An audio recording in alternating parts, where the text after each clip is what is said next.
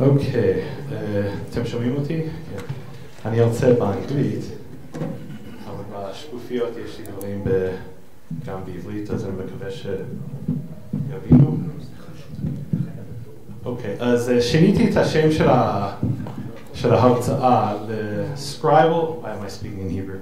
I changed the name of the lecture to Scribal Stratigraphy in Sassoon 1053. And בעברית, השתקפות סופרים בכתב יד ששון.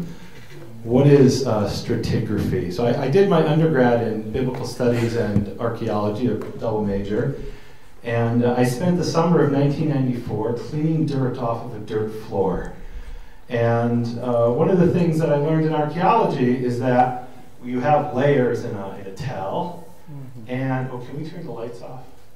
There are layers, because I'm not interesting, this is.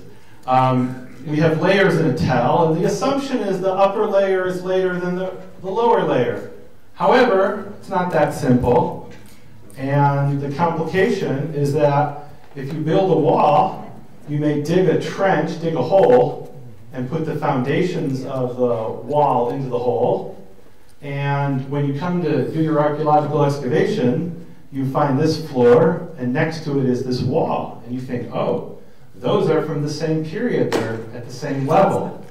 But when you look really, really closely, you see there's a gap, and the floor doesn't reach the wall. And it can be that, although two things are right next to each other, they are from completely different periods. And what I want to do today is to try to establish some scribal stratigraphy in Sassoon 1053. And my goal is to identify the scribal strata, or layers, to determine a relative chronology between them, at least the ones that I'm looking at, and then propose an absolute chronology. So let's start with the really monumental work of Mordechai Breuer, who systematically compared the 6 main manuscripts that were available to him from what he believed was the Ben Asher tradition.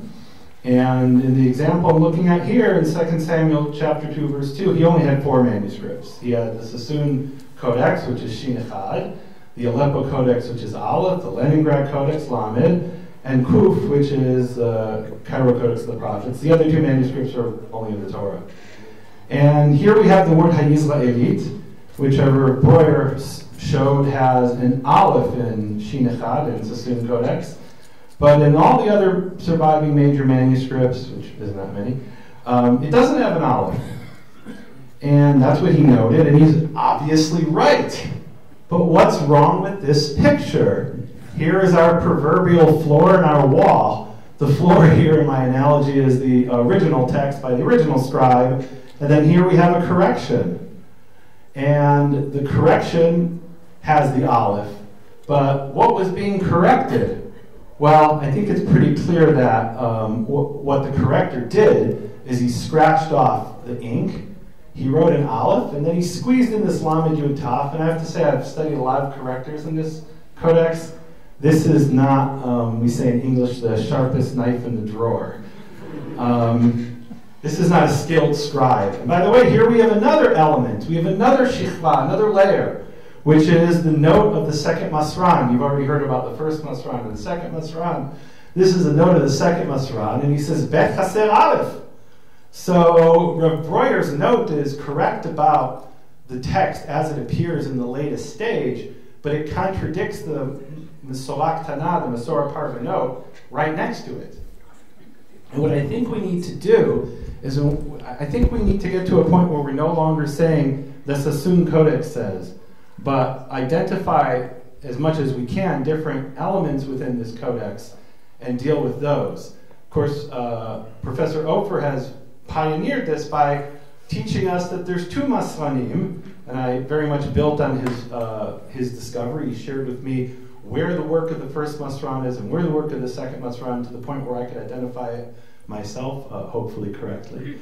So we actually have 3 layers here. Layer 1 is the original scribe, who didn't have an Aleph. The second Masran, and here this is in chronological order, I believe. The second Masran didn't have an Aleph, and then what I call the vulgar corrector, or mitaken amami, meaning I don't think this is a skilled scribe, he comes along, scratches out the original Lamed Yud Tav, and adds an aleph, contradicting the note in the margin. So now that I've proven that there are layers, I want to look at what my favorite topic, which is the name of God.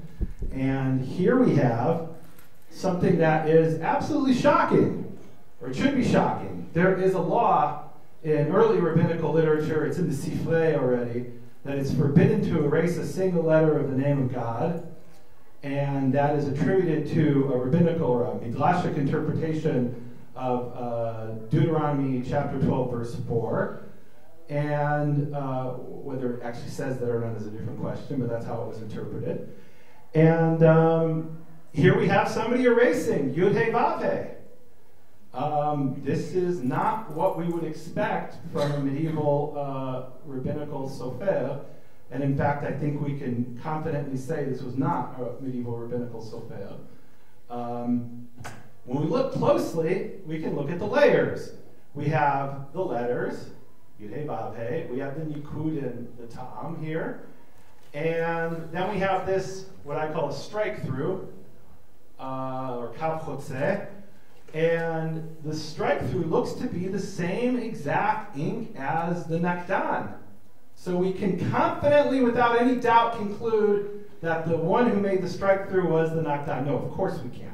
Because we learned from Ira Rabin, you can have two identical inks visually, but when you zap them with magical X-rays, with advanced technology, you see two visually identical inks may be completely different, have different elemental compositions. So it would be very dangerous to assume that it was the nakdan that added this layer, and I'm going to argue, in fact, that this was not the nakdan. But I'll get there. Let's see some other things that were done by the original scribe, or that were done with the name of God. So here we have a typical scribal error, where the scribe copied verse 4, and then he made him, and this is the original scribe, and then he makes a mistake and copies verse 6. And then he realizes the mistake and copies verse 5 and 6 and 7. So now what does he do? He has verse 6 in the middle of his text. So what he does is he puts these dots all over it. First of all, he doesn't put a nikud. This is one of the big discoveries of Yossi Peretz, which is that if the scribe in the Middle Ages in a fully pointed text, not notorious for it, but if a scribe in a fully pointed text doesn't put a nikud tamim, that's a way of saying, ignore this word is erased.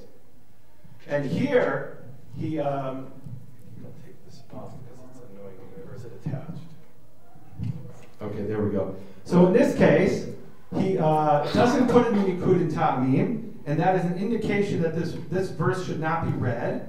And then either the original scribe or the nakdan, who maybe is the original scribe, maybe isn't, I don't know, or some other scribe maybe puts these dots, which are erasure dots. You see these in the Dead Sea Scrolls. They're mentioned in rabbinical sources. We see them all over medieval manuscripts. So this is what I expect from a rabbinical scribe. If you want to erase the name of God, you put dots on it, or you don't put nikud in it and tamim, and that's how you erase it. There's actually dots inside the letters in some instances. You see there, and then here's a little dot inside the letter, and then here's one that someone apparently erased later, but there were dots inside the letters and on top of the letters. This is the way the scribe indicates that it should be erased.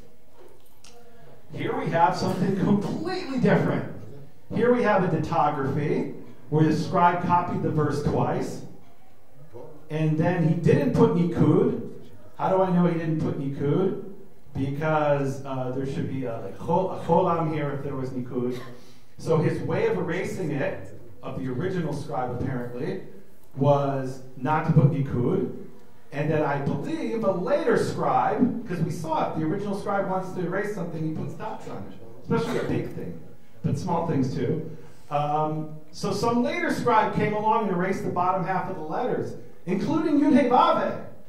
And again, I think we can say if someone disagrees, I'd love to hear it. But we can say, I think with pretty good confidence, this is not a rabbinical scribe who erased the bottom half of these letters. So these are my strata, these are my layers, my shchabot.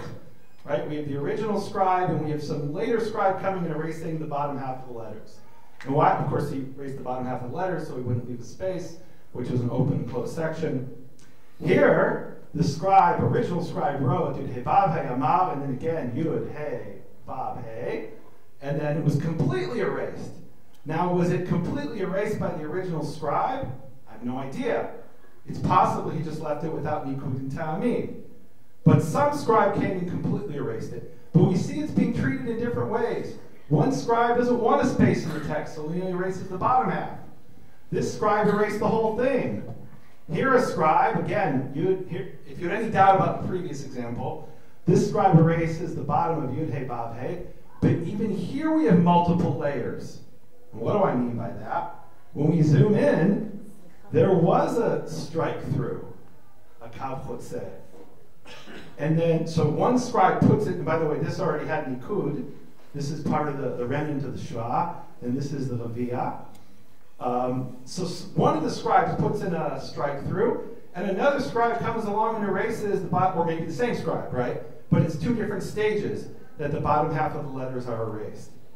So I think it's really important, rather than say, well, you know, in the Sassoon Codex, the scribe was erased God's name. Well, one of the scribes did, another scribe didn't. And I love this example because we have a dittography, which is the words written twice. And then instead of Yud He Vav He, he writes Adonai. And with Adonai, in the whole thing, he puts in a strike through. And there's actually three different layers here, three different things that were done. The first, and I don't know the order. Well, I know the order that the one who erased the bottom half of the letters, that was the last stage. But what I think happened is the original scribe put in these dots. You can see traces of them, like inside the dalet. There's no reason for there to be ink there, unless that's an erasure dot. He also left it without nikud. Another scribe then put in a strike through, and a third scribe, or maybe the same scribe who was cleaning up his work, erased the bottom half of the letters. So we have three different layers. And yes, they're side by side like my wall and my floor, but they're from obviously different periods. Now when I say different periods, maybe it was 5 minutes later, right? But they're from different stages in the modification of the text. So I wanted to understand, who are all these scribes who are making changes to the name of God? And I started to notice the specific hand of a corrector throughout the codex. And I call him the L-type corrector. And I made up that term. It's not a great term. If someone has a better one, that's a placeholder. Give me that better term. I call him the L-type corrector because his handwriting very much reminds me of the Leningrad Codex. Now, I compared it with Shmuel ben Yaakov's handwriting. This is not Shmuel ben Yaakov. That would have been great if it was. I would have been very happy, but oh well. But it's much more typical of the Mizrahi script, of the so-called Oriental script, of the ornate, square Oriental script, than the standard script of this scribe, of the main text. And here we had 9 lines by the original scribe, and there was some mistake. I don't know exactly what the mistake was. He erased all 9 lines and replaced them with 15, spanning 2 pages. And there's numerous instances of this. Professor Ofer had noticed some of these. I think my contribution here is to say that this is a specific scribe who's doing this. So who is this L-type corrector who I've identified? Maybe it's the original Nakdan. And why do I suggest it could be the original Nakdan? If you're missing 6 lines of text, surely the original Nakdan noticed that. Right? You put in all the vowels and accents, you notice 6 lines of text were missing. So that's my first question. Is the L-type corrector the original Nakdan? And how can I answer this? It's a bit of a problem because the Nakdan wrote a bunch of dots and dashes. And how do you do paleography on dots and dashes? It's not easy. And I don't know that you can so easily, but thankfully we have this beautiful accent called a dalga. And the dalga of the L-type corrector is completely different than the darga of the original Nakdan. So based on this, it seems very unlikely to me that unless he decided just for his corrections to write a different shape or a different form of the delga. And I'd love feedback if somebody has a different idea here. I think this is another very strong proof. So here's a correction of the L-type corrector. And when he writes Elohim, he writes it with a chatav segol, as you would expect. But the original knockdown doesn't do that. The original knockdown puts in a shva without the chatav. So he has a different shita and a different system in how he vocalizes the aleph of Elohim. So I'm quite confident that the L-type corrector is not the original knockdown. So this is a process of elimination. Who's next? The first masran. This one's a little bit more difficult. And the reason it's difficult, I mean, the first one was difficult too. I just got lucky with the delga and the Elohim. So this is difficult because we're trying to compare this ornate calligraphic script with the note of the first masran, which is, it's tiny little letters, right? It's hard to compare those. He's writing with a big fat kurmus, a big fat reed, tiny little letters. It's much easier to write big ornate letters with a kurmus than it is these tiny letters in the Mesorah Gdolah and the Mesorah Magna. But b'chol zot, this is not the same guy as far as I can tell. It just looks different. Let's look at some examples. So we heard this morning from Judith about paleography. Just a warning, I'm not a paleographer. I am a philologist, so I use paleography as a tool. Look how the aleph points inward. Look at the pointy shin. And again, Judith could explain this much better than me. But I can see that that's not the shin of the L-type corrector, and that's not the aleph of the L-type corrector. Look at the pei. He's got this pointy pei, and here he's got sort of a rounded top of the pei. The kuf is not attached. And look, there's variation within letters, but by and large, the kuf is not attached, and here it's, as far as I can tell, always attached. These are two different scribes. As far as I can tell, the L-type corrector is not the first masran. Well, what about the second masran? And really my first question is, what is the relationship between the first masran, or excuse me, the second masran, and the L-type corrector? And I got really lucky. And I found a correction of the L-type corrector, and over the correction of the L-type corrector, over this erasure, and what do I mean by erasure? He took Tal HaSofer, he took a scribe's knife or some kind of sharp implement, and he scratched off the ink of these two lines, and he went a little bit beyond what he needed to, and the notes of the L-type corrector are written over that erasure. So here we have beautiful stratigraphy, we have layers. There's no question that this lamed and yud dalet, especially only half of the yud dalet is over it, that these were written after this correction. Right, so we can say the second masran did his work after the corrections of the L-type corrector. How much after? I don't know. Maybe. Oh, and by the way, these belong over here. Right, so this lamed belongs to Hamachukeh. Right, because you could have said, oh, he erased these two lines and he added the notes to it. But no, these don't even belong here. They belong over here. How much after did the second masran do his work after the work of the L-type corrector? Maybe 30 seconds. I don't know. Here's another correction of the L-type corrector. And this is beautiful because this is, Mavoli Bikot Nusach HaMikra. It's one of the classic types of scribal errors, right? We have Hadchala Shava, Hoymo Arkton, right? So the scribe is copying, and what does the scribe do? He's looking at the text that he's copying, and he looks back at his source, and he's looking back and forth constantly. He's probably getting a bit dizzy. And as he looks back, he must have copied the word dan, and he didn't realize the next words he was supposed to copy were Yadin, Amok, Echad, Shitei, Israeli. So instead he copied this word Nachash. And as a result, an entire line of text is missing. And so now the corrector comes along and erases all of this stuff here, and he rewrites it in smaller letters, and he also squeezes Yisachar into the space that was left for the Parashat Stuma, for the closed section. He puts half of Menucha, he puts half of that in the margin, Vayet, Dan, Yehi are all in the margin. And so he's squeezing all of this in because he missed a whole line of text.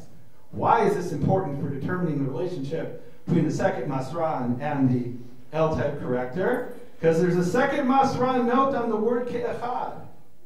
And that word wasn't there when, now I don't know, I don't have a crystal ball, but my presumption is that if I'm right about this being homoioarcton, hatchala shava, then this word ke'echad wasn't there until the L-type corrector came in and added this line. So this note had to have been written after this correction was made. Now, how much after? Like I said, it could have been 30 seconds, could have been 200 years. So my next question is the L-type corrector the second masran himself? And I was sure the answer would be no, and I just needed to prove it. And I proved the opposite, at least to myself and my own satisfaction. Here is a section of the L-type corrector. And by the way, one of the features here are these massive, big, thick serifs. So look over here at this pay of the second masran and the pay of our L-type corrector. Looks the same to me. But again, I'm very open to any input from the paleography people. I'm a philologist. I just use paleography as a tool. The tav is a similar tav. And look, they're not always so clear in the second masran's work. I happen to find a section where he's writing very ornate forms of letters. Look at that hay. This hay. And by the way, look at this little curvy thing here at the bottom of the hay. We're going to see that again. So look at these words of the second masran and the L-type corrector. Look at this hay and look at this hay. Look at this tav and look at this tav. I mean, to me, if this isn't the same exact scribe, it's in the same exact period and place. I think it's the same scribe. And where was the hay that I wanted to show you? Oh, look at this little curvy thing in the hay. That's the same thing we have down here. So now, I started to, once I realized that I couldn't disprove that the L-type corrector was the second masran, and he probably was the second masran, I started to notice something else, which is that there are often notes of the second masran where there's been a correction to match that note. And of course, that just means this was first, this correction. But I noticed they're often the same note. So here we have Hey Kotvin Kain Benivi'aya or Benivi'im. And earlier on the same page, we have essentially the same, not essentially, the same note on Yud He Vav He Elohim. And here it's Yud He Vav He Elohim. And obviously something else was originally written here. So what it looks like to me, what I'm proposing is that the second masran came along, said, oh, I want to put a note here, but there's a mistake in the text. I need to fix the text. And there's a lot of instances of that, if I'm right. Here we have a different instance before we saw Breuer HaYisraelit. This is a different instance of it, 1 Samuel 27:3. And we have an L-type corrector correction. And originally it must have had something like Yud Tav, right? Because that's what, at least that fits space-wise. And the Yud was erased, and the Tav, and then the Tav was put in there with this extra unnecessary space. And he writes in the margin, Bet Hasel Yud. So what I'm proposing is the original scribe wrote HaYisraelit with the Yud, and the second Masran, who is the L-type corrector, changed it. And so this is very important, I think. When we say there's, an X number of match between the Aleppo Codex and the Sassoon Codex, which part of the Sassoon Codex? The original scribe or the corrections after it's been corrected by the second Masran, who I believe is the L-type corrector? And interestingly, Breuer mentions no variant here, even though obviously this is a correction. And look, Breuer was probably working, not probably, he was certainly working with black and white photos. And he's dealing with the text in its final form. But today, I think we can move past that. We can look at the different layers, the different, like I said, stratigraphy, the different layers of the text, and treat each one, as far as we can at least, as a different unit. Here's another example where the note of the second Masran It's bet chad malei v'chad chaser, and we have yikom has been changed to match the note. So this is the work of the L-type corrector. We see this big, I call these the Frankenstein bolts. You know how there's bolts on Frankenstein's neck? That's what they look like to me. These massive serifs. That's the handwriting of the L-type corrector. And there's a note to match it. Here's another one. This is the typical hey of our L-type corrector. And there's a note, gimel v'maleh. Now what's really interesting here is what's going on here?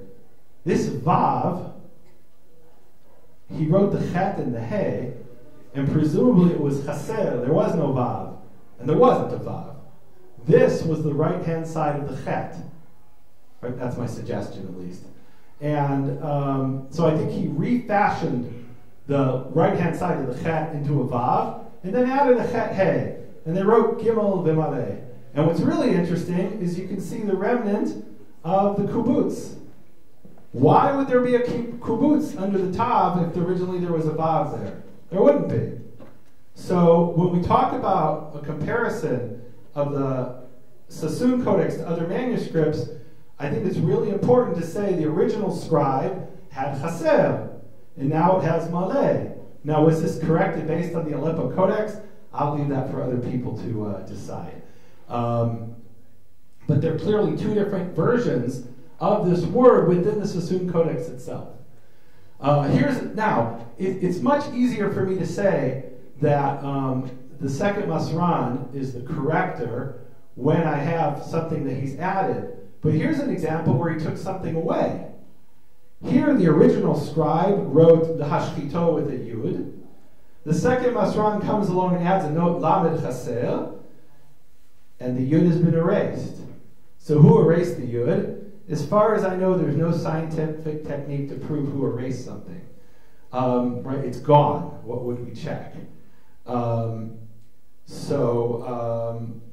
it seems pretty fishy to me that often there are these second Masran notes that match these sorts of corrections, and I believe it's the same scribe doing both things. That's my suggestion, at least. Now, what about the L-type corrector's erasure of the divine name? Remember we saw that strike through, that kav chotzeh? We saw this example already, where we have a correction of the L-type corrector here. And this is really interesting because we have an erasure up here. I don't know of what, it's been erased.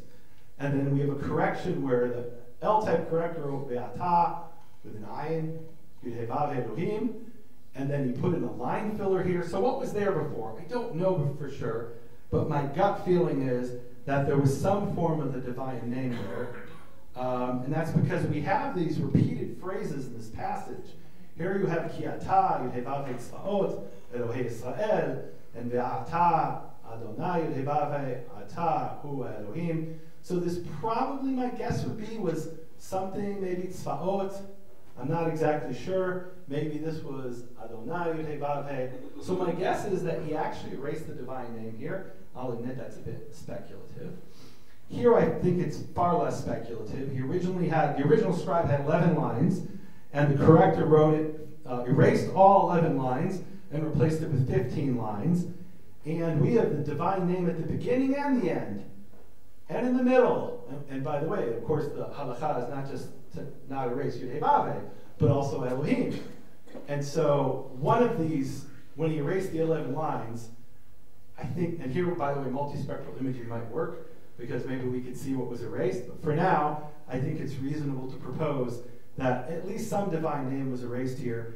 And my guess is that the original scribe, when he wrote his 11 lines, ended with Goalech Yud Vav, and then skipped over, right, that would be Homoi Tuluton, Hasiyomet HaShavah, a classic textual error, and that this whole section wasn't written, in which case he erased all this. 1, 2, 3, 4, 5 divine names that he shouldn't have erased. And if I'm right about that, then maybe what's happening here is the second Masran writes his note, 5 written thus in the Ketuvim, and then he puts a little strike through in Yud Vav He, maybe with the intention of coming back and replacing it with what it's supposed to say. Well, what's it supposed to say? Well, the Aleppo Codex doesn't have Yud He Vav He Elohim there. It has Adonai Yud He Vav He, and there's even a Masorah Ketana and Masorah Gdolah in the Aleppo Codex. And there aren't, it doesn't have Yud He Vav He Elohim 5 times in the Sassoon Codex. It has it 15 times, including this one. But even the Aleppo Codex, the Leningrad Codex, they have it 14 times. So what's this 5 written thus in the Ketuvim?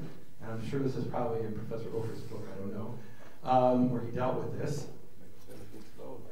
So Adonai Yud He Vav He is 4 times in the Aleppo Codex and Leningrad Codex, 3 times in the Sassoon Codex, but I'm pretty sure that's what he intended here, because like I said, Leningrad and Aleppo have here Adonai Yud He Vav He, and so my suggestion here is that what he's doing is he's putting a strike through here and intends to come back later and erase both these words and put in the correction. Now, obviously that's conjecture, but that would mean he was the one who did the strike through, if I'm right. But that also means his work is incomplete.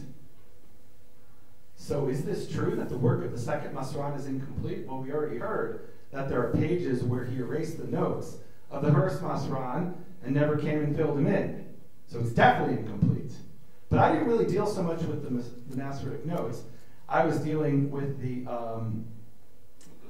text itself. And by the way, here on the very next page, it has Hey Kotvim Kein Baktuvim, and it is Adonai Yud He Vav He, which I think proves that that was his intention here, or definitely supports that idea.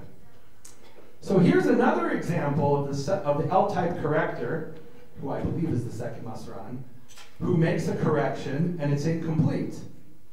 What do I mean it's incomplete? So I don't know what was originally here, but it was something with a lamed. You can even see the top of the lamed. Another lamed was here, and he erases something. And my guess is maybe it was something like Vayomer lechem en chol, and he realized the words were switched, metathesis.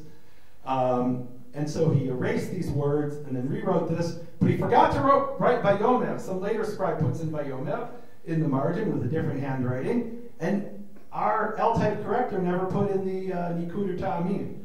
So it is incomplete. Here's another example where it's incomplete. Here he's changing Ushmonim to Chaser. And how do I know it's supposed to be Chaser? Meaning, how do I know that's the work of the second Masran? Well, first of all, it's definitely the handwriting of my L-type corrector.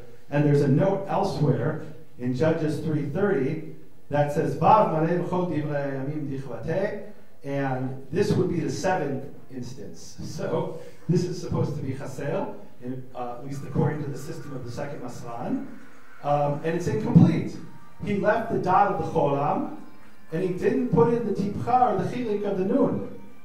So the point is, the work of the second Masran and the L-type corrector are both incomplete, which I think is another piece of evidence that it's the same scribe. And why is it incomplete? I don't know. He ran out of money. Maybe he died of a heart attack. I have no idea. Maybe he went blind. Who knows? But I think here, or my proposal here, my conjecture, I'll admit, is that the second Masran put this strike through in and intended to come back and erase both words and replace them with Adonai Yud He Vav He, which is the standard text in other manuscripts, and especially in the Aleppo Codex.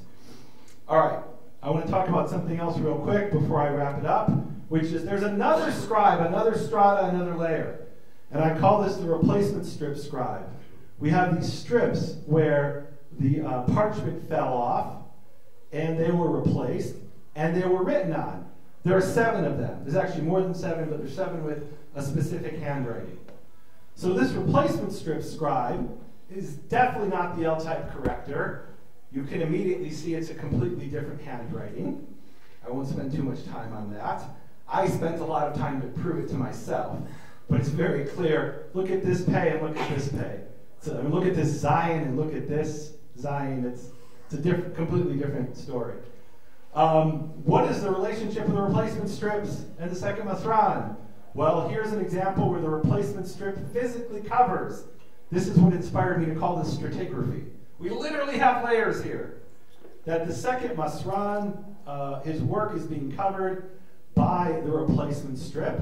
So the replacement strip is obviously later than the second masran.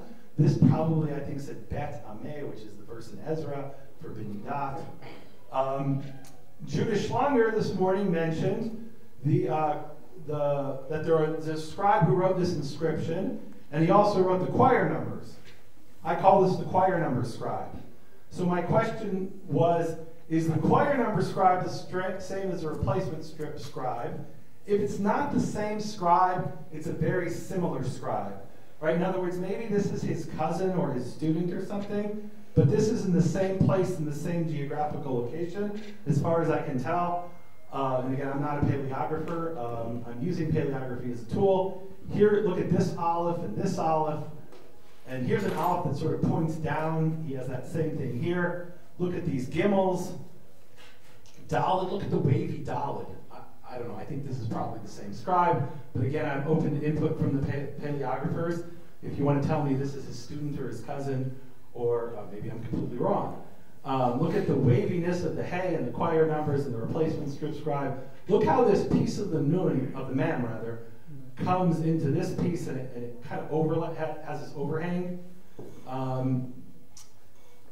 Okay, so last thing here is there's re-inking on the flesh pages. We've heard that. There's some re-inking also on the hair side, but there's massive re-inking on the flesh side pages.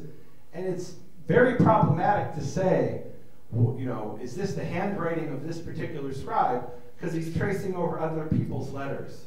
So how could I possibly know what the handwriting of the re-inker is? The one who's tracing over the letters when the letters faded. Well, on the flesh side of the pages, when the corrector, and this is our L-type corrector, scratched off ink, the ink didn't stick very well. Right? It doesn't stick very well even for the original scribe. But for the L-type corrector, I can't even really read this. Right? It says, "Ez kol bano." How do I know that? I looked at the verse.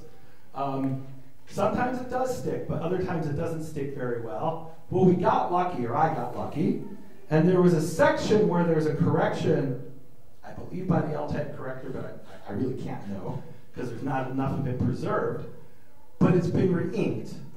And because the ink didn't stick well to a section that was scratched off on the flesh side, we actually get the shapes of the letters, some of them, I believe, of the re-inker.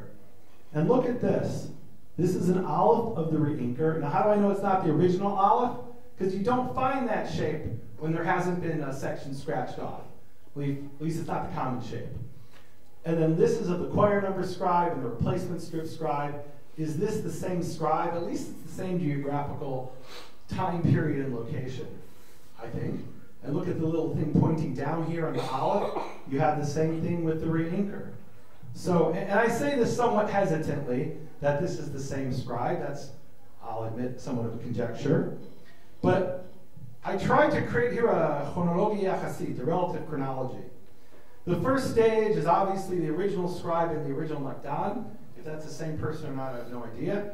And then the first Masran, maybe that's the original Nakdan. I don't have an opinion on that.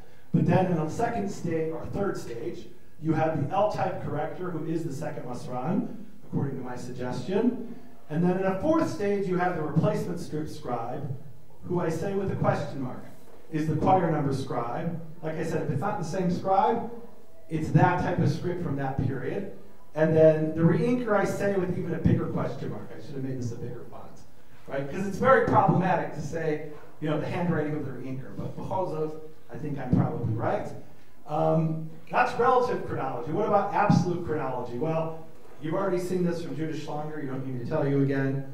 We actually have a carbon-14 test on the replacement strip on page 6. The Swiss Federal Institute of Technology in Zurich in April 2018, or at least the report was written in April 2018, did a carbon-14 test on this strip of parchment. So we know when this strip of parchment is from, and I presume the ink on it is from the same period. I'll admit that's an assumption. And here during the Q&A, perhaps Ira will correct me, but the way I read this is probably in the middle of the 12th century. Is that right, Ira? I mean, I see it can obviously be earlier, but we have this peak here in the middle of the 12th century. And so I'm going to propose somewhat with a Erabon Mugbal, an absolute chronology, a chronologia muchletet, which is that the original production, well, that's actually very clear. The original production is in the late 9th, early 10th century. That's based on carbon 14 by the same Swiss Institute of Technology. That's the original scribe and the original Atan, maybe also the first Masran. I'm kind of guessing. Someone needs to do paleographical work, maybe Judith already did, on the first Masran. We've got the deed of sale from the 11th century, where it's sold to a man named Isaac ben Ezekiel. And of course, this part is complete conjecture. My conjecture is that the L-type corrector, who is the second Masran, was hired by Isaac ben Ezekiel. How do I know that? Well, I literally just made that up. But it makes sense to me, right? I don't know. Maybe it's not. Maybe like in order to sell the manuscript, they did all this work. I have no idea, right? But that makes a lot of sense to me. I was very happy this morning when I heard from Judah Schlanger that the second Masran is from the beginning of the 11th century, because me, without being a paleographer, came to the same conclusion based on when this was sold. And that's sandwiched between another carbon 14 date, which is the inscription mentioning the synagogue of Makassin, or however that's pronounced, from the mid-12th century. Although, to be fair, the carbon 14 can go all the way down to 1045 and up to 1216. If you want to tell me that the L-type corrector is from 1214, okay, I can't prove otherwise, but I think this is a pretty reasonable reconstruction, because we do have C14 for the replacement strip scribe, or replacement strip at least, and for the original production. So this is my proposed absolute chronology. Now, I want to get back to this. So, I made a lot of proposals here and suggestions, but we can actually scientifically test some of this. We can prove or disprove. I would love if I was disproven here, because at least I would know. And this is a textbook case for using X-ray fluorescence, which Ira presented. We would test this note of the second Masran. We would test any of these vowels. Doesn't really matter which one. We would test one of the letters of the topography here. We would test this little erasure dot, which is barely there, and we would test this nice thick strike through, and we would see, my hypothesis. So you need a hypothesis to know what to test.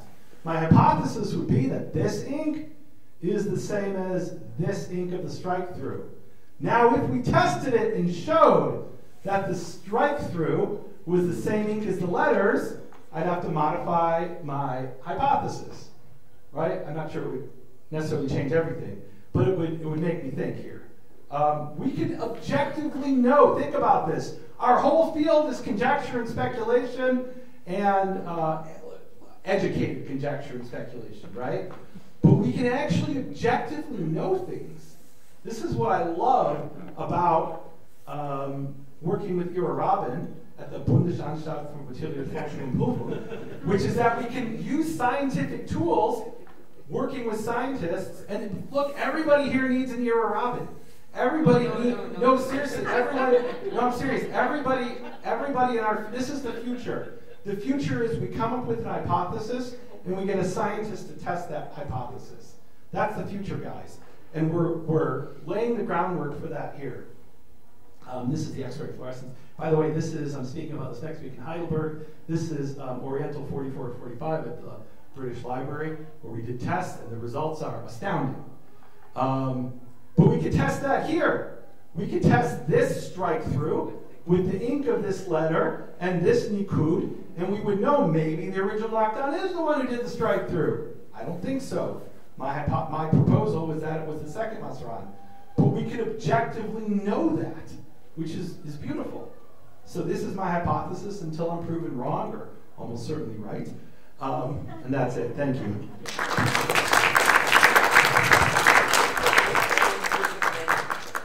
Turn the lights on.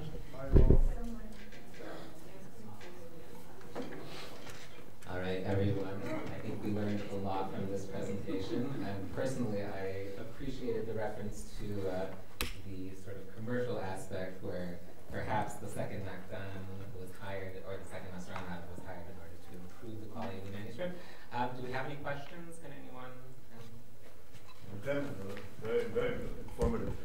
just want to know if following the second Masran and the L-type corrector, are there incompletions in the same sequential order? I'm not sure I understand the question. Okay, because both the second Masran and the L corrector, they have incompletions. Are there incompletions in the same sequential order, assuming that they're working in sequence from the beginning of the codex to the end? So there aren't a whole lot of, like I showed you 2 examples where the L-type corrector didn't finish the job. Those are the only 2 I know about. As far as the second Masran, I mean, there's, I don't know, how many pages where he erased the notes of the first Masran? I don't know, dozens, hundreds? I don't know the answer. So my question would be, are they from the same point onwards? And that would indicate that they're working in the codex, both of them are working in the codex from the beginning to the end. Yeah, no, I think Judah showed, and Professor Ofer has shown in his unpublished work that's going to be published soon, that they're working according to choirs. Am I correct about that? Or maybe not. Another question, am I able to change my introduction according to your findings?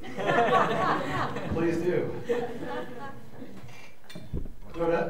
אבל זה נכון שזה לפי קונצוסים שהמסרון השני עובד? כן, the last choir was done perfectly, he complete all the work.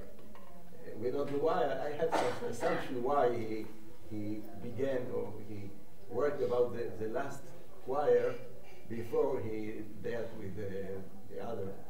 I could just say I barely dealt with the Masorah. I was dealing with the text, so I'll leave that for Professor Ofer to. But I only have 2 examples, so I don't know you can say something like from here on in and you can finish it because it's in random places where it looks like he just forgot. Like forgetting to erase the cholam, the dot of the cholam in the word ushmonim is, I mean, this is kind of, what do we say, a fashla. Thank you very much, נחמיה. I have 2 questions about the eraser of the Shem Hashem. My favorite topic. Yeah. All of this was an excuse to talk about that. Okay, yes. Which one? The main one. That this one. Yes. So in this lighting we can't see, but you spoke turn about. off the lights? No, it's okay because we saw. You showed that the color of the ink of the strike through was similar to that of the identical. But you're saying you can look in Photoshop and do the eyedropper thing. It's the same color. But you're saying it I'm slightly colorblind just to. My question is, I have no problem with you saying that it wasn't the Nakdan who did it, but why do you think that it was the second Masran if the second Masran used a different color ink? So that's question number 1. Question number 2, what's the meaning of that, the squiggly, almost... Oh, no, so this is the interesting thing, and I didn't bring this because I didn't have time, but I would say systematically, but throughout the Codex, I found examples where there's a strike through, not in the name of God, in some random word that the scribe wanted to erase. And then in many instances, another scribe, or maybe the same scribe, comes along and erases the bottom half of the letters. That's when he's not supposed to have any word.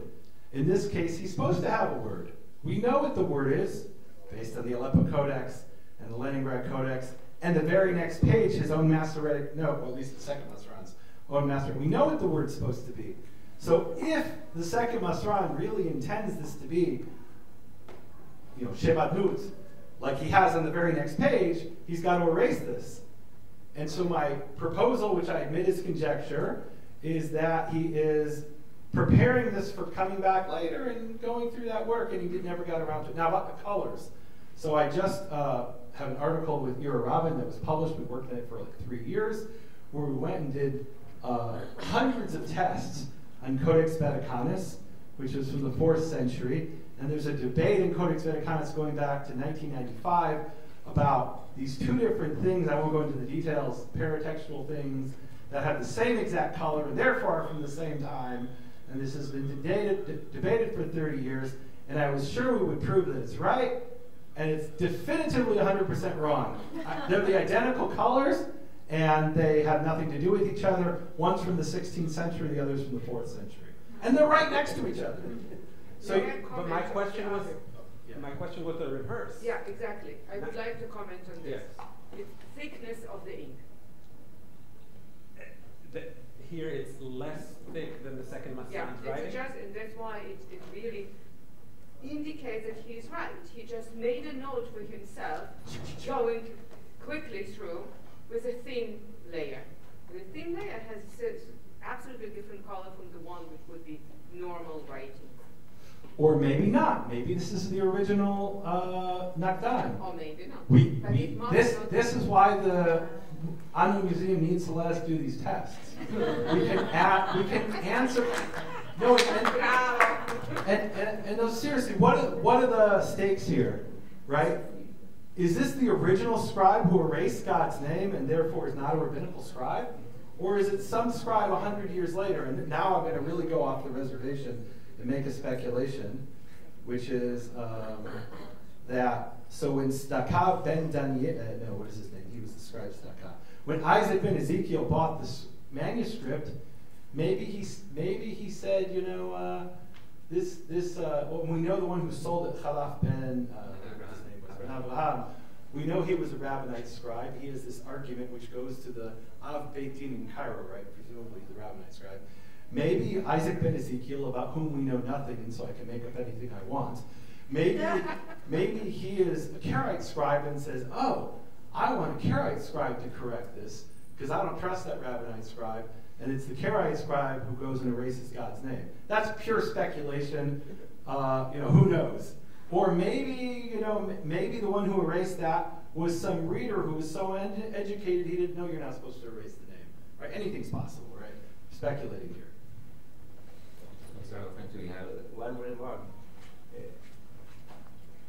I think that when we heard the introduction of Dead Reviv in the beginning of the day, we didn't notice its importance, because you did some trials to check these manuscripts before this conference, and you failed. And now we have a new manager, manager of the museum, and I hope it will be changed. Well, we also have, you need to have a question. Ira Robin has these amazing tools, but we've got to come up with the questions. If the question is, what's the historical ink? No offense, who cares? The question is this ink the same as this ink from a corrector or from some kind of paratextual notation? For me, that's the question I care about. I don't care what the chemical composition of ink was in the 14th century or the 9th century. That's very interesting for chemistry and for people who are interested in the history of material science. I want to know which scribe made this which change, and we can't always know. You could have the same scribe using multiple inks. We see that all the time. But if you have two things with the same ink, we know at least that was made from the same bottle of ink. So, all right, thanks.